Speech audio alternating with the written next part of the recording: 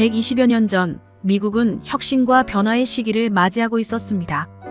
그리고 그 중심에는 새로운 예술 형태인 영화가 있었습니다. 하지만 오늘날 전 세계 영화의 중심지인 할리우드는 어떻게 탄생하게 되었을까요? 할리우드는 미국 문화를 상징하며 유럽이라는 구세계와 대비되는 신세계의 정체성을 드러내는 미국 그 자체입니다. 그럼 할리우드는 언제, 어디에서 유래되었는지 살펴보는 것이 할리우드 그 자신을 이해하는 데 중요합니다. 영화는 1895년 프랑스 화학자인 류미에르 형제에 의해 발명됐습니다.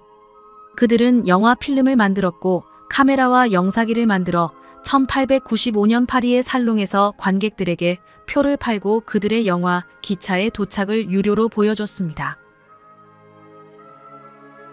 수십 명의 관객들은 함께 스크린이라 불리는 흰천에 투영된 약 1분짜리 동영상을 보았고 이런 관람을 시네마라 불렀습니다. 시네마는 영화관이란 말이지만 영화라는 말이기도 합니다. 영화의 출발은 관객과 함께였고 영화는 대중문화이자 대중예술로서 스스로 정체성을 갖게 됐습니다. 미국에서도 류미에르 형제와 비슷한 시기에 영화를 발명한 사람이 있었는데 그는 바로 발명왕 토마스 에디슨이었습니다. 에디슨은 자신의 최고 히트작 전구와 축음기 이후 세 번째 획기적인 발명품을 만들었는데 바로 키네토그래프라 불리는 영화 카메라와 영사기인 키네토스코프였습니다. 에디슨은 영화 산업에서 독과점의 힘을 가장 먼저 알아차린 장사꾼이었습니다.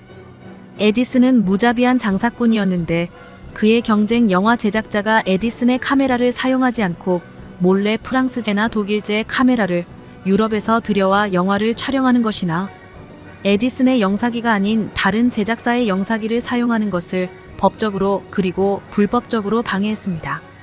법적으로는 특허법 위반으로 고소했고 불법적으로는 폭력배를 동원해 촬영장을 뒤집어 엎거나 영화관을 때려 부수기도 했습니다. 영화 장비에 대한 특허를 독점하여 영화 산업을 지배하려 했습니다. 이는 독립 영화 제작자들에게 큰 장애물이 되었죠. 당시 영화 산업은 지금과 비교하면 규모가 작은 산업이었고 많은 이민 노동자들을 관객으로 했기 때문에 동유럽에서 막 이민을 온 유태인들인 이 신생 영화 산업에 뛰어들었습니다. 동유럽 이민 유태인들은 에디슨의 카메라와 영사기를 사용하지 않았습니다. 이러한 독립 영화 제작자들은 유럽에서 왔고 유럽의 영화 카메라와 필름, 영사기를 에디슨 몰래 수입해 사용했습니다. 에디슨의 특허 독점은 창의적인 영화를 만들고자 하는 독립 영화 제작자들에게 큰 걸림돌이었습니다. 그들은 막대한 특허 사용료와 소송의 위협에 시달리며 새로운 돌파구를 모색하기 시작했습니다. 에디슨이 합법과 불법을 모두 동원해 새로운 시장 진입자들에게 특허권이라는 높은 진입 장벽을 만들자 그 독립영화 제작자들은 에디슨의 영향력을 벗어나기 위해 그의 영화 스튜디오가 있던 동부의 뉴욕을 떠나 서부의 맨 끝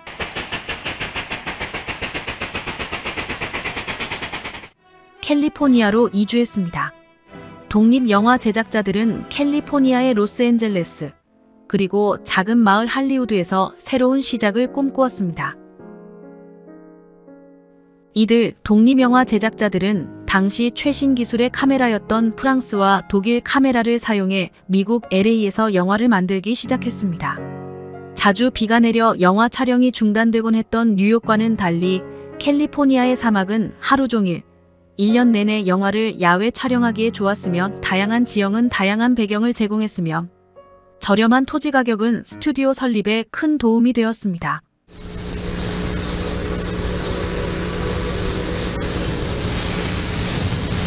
그리고 뉴욕에서 기차로 일주일이나 걸리는 거리였기 때문에 에디슨이 보낸 폭력배들이 영화 촬영장으로 쳐들어오면 미리 전보를 받고 멕시코 국경을 넘어 숨어버렸습니다. 이들이 만든 영화는 에디슨의 단편 영화보다 더 긴 장편 영화였고 당시 유행하던 대중소설인 펄프 픽션에서 이야기를 가져왔습니다.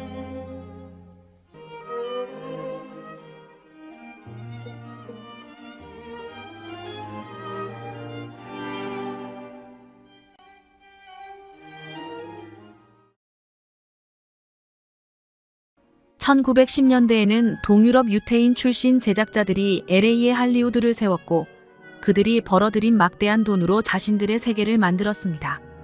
그 즈음 에디슨도 영화 산업을 포기했고 미국에서는 그들을 막을 자가 아무도 없게 되었습니다.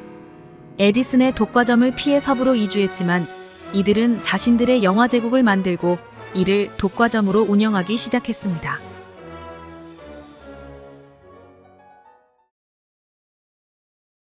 많은 사람들이 알고 있는 할리우드사이는 원래 할리우드 랜드였습니다. 1923년 부동산 개발을 홍보하기 위해 세워진 이 사이는 원래 임시로 설치된 것이었지만 영화 산업의 상징으로 남게 되었습니다. 처음엔 할리우드 랜드였지만 1932년 9월 18일 24살의 무명 배우 페그 엔트위슬이 영화 13 우먼에서 자신이 편집되어 나오지 않자 Yes. Hello? Hello, Helen. Why, Laura Stanhope. It's grand hearing you again. What's up? 이에 실망해 할리우드 랜드의 H자에 기대두었던 사다리를 타고 올라가 떨어져 자살하였습니다. 그 뒤로 헐리우드 간판에서 유령이 보인다는 소문이 돌기도 했으며 그 후 할리우드 랜드가 미국에서 저주의 숫자로 인식되는 13개의 글자로 이루어진 것이 불길하다고 하여 뒤에 랜드 4글자를 없애고 지금의 9글자로 만들었다고 합니다. 1920년대에 들어서면서 할리우드는 전성기를 맞이했습니다. 수많은 스튜디오와 극장이 생겨났고 할리우드는 꿈과 희망의 도시로 자리매김했습니다. 할리우드의 스튜디오를 처음 만들었던 제작자는 아돌프 주커였는데 그는 1912년 영화 제작사 페이머스 플레이어스를 세웠습니다.